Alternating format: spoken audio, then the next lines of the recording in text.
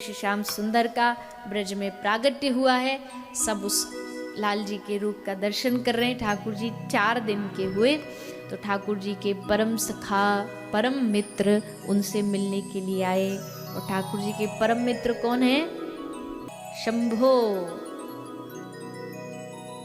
ये भगवान के पक्के वाले यार हैं।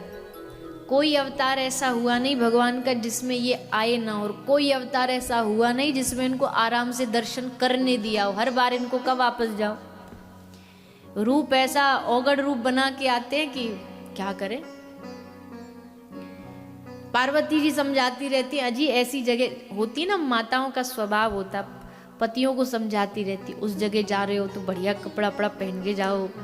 तो पार्वती जी समझा रही हैं कि वहां जाते हो दर्शन करने जा रहे हो तो थोड़ा ये बदलो ना रूप। भोलेनाथ जी बोले, देखो हम अपने ब्याह में नहीं बदले। भोलेनाथ जी की जब बारात निकली थी माता हिमालय की पुत्री से ब्याहने, तो सुनी होगी आपने कथा, सास देख के बेहोश हो गई। ये ऐसा दामाद, ये नारद ने कहाँ फंसा दिया हमें। बेचारे बढ़िया बन ठन के, वही दूल्हा घोड़ी पर बैठ के जाता, ये नंदी पे बैठ के गए। मैया मैना देख करके बेहोश हो गई। पर भोलेनाथ जी ने कभी अपना रूप बदला नहीं। और अकेले ऐसे देवता हैं जो हैं संहार के देवता, लेकिन हैं करुणावतारम। कर्पूर गौरम करुणावतारम। संहार और करुणा ये दो चीज, ये कॉम्बिनेशन ही नहीं है। जो संहार करता होगा उसको करुणा हो ही नहीं सकती। लेकिन भोलेनाथ जी एक अकेले ऐसे देवता हैं जो संहार के देवता हैं लेकिन करुणा भरपूर है, करुणा के देव हैं। भगवान श्री भोलेनाथ जी का पूरा आप कैलाश देख लो। पूरे कैलाश में सब जितने भी मेंबर्स रहते हैं ना, फैमिली मेंबर्स, सब एक दूसरे के विरोधी हैं। गले में सर्प है, कार्तिकेय का वाहन है मोर। मोर और सर्प की कभी बनती नहीं, लेकिन दोनों संग में साथ रह रहे हैं।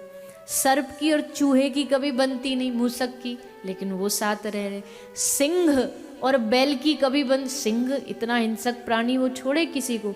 लेकिन पतंजलि, महर्षि पतंजलि का जो सूत्र है अहिंसा प्रतिष्ठायाम, वो कैलाश में जाकर के एकदम प्रमाणित हो गए कि अहिंसक हो जाता है जो भगवत भक्त होता है। तो ऐसे परम भक्त भगवान के मित्र श्री भोलेनाथ जी भगवान का दर्शन करने पधारे। भोलेनाथ जी आए, मैया से निवेदन किया, मैया ने दर्शन नहीं किया कराया। तो अंत में भगवान श्री कृष्ण ने भोलेनाथ जी से मिलने के लिए एक नाटक चालू किया। और नाटक क्या था? क्या था? रोना। रुदन किया, रोने लगे। अंत में उस बालक के रोने को, बाला नाम रोदनम बलम, बालक के रोने में सबसे ज्यादा बल होता है। तो मैया आखिरकार हार के लाला को लेकर के आई, भोलेनाथ जी को दर्शन कराया। और भोलेनाथ जी सदा सदा के लिए ब्रज में रह करके वहीं वास करने लगे। आज भी आप हमारे ब्रज में आओगे ना, तो ब्रज के 4 कोने पर श्री भोलेनाथ जी विराजमान है। मथुरा में भूतेश्वर, गोवर्धन में चक्रेश्वर, वृंदावन में गोपेश्वर, नंदगांव में आसेश्वर, और एक बड़ा सुंदर वन है काम्य वन, वहां पर कामेश्वर महादेव के रूप में भोलेनाथ जी विराजमान।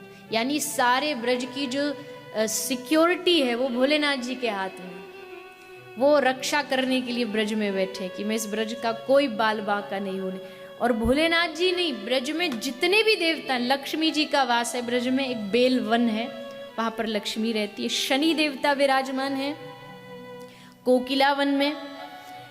भगवान केदार विराजमान है, भगवान बद्रीनाथ विराजमान है। यानी जितने भारत के तीर्थ हैं सब ब्रज में विराजमान है। तो भोलेनाथ जी वही सदा सर्वदा के लिए विराजमान हो गए।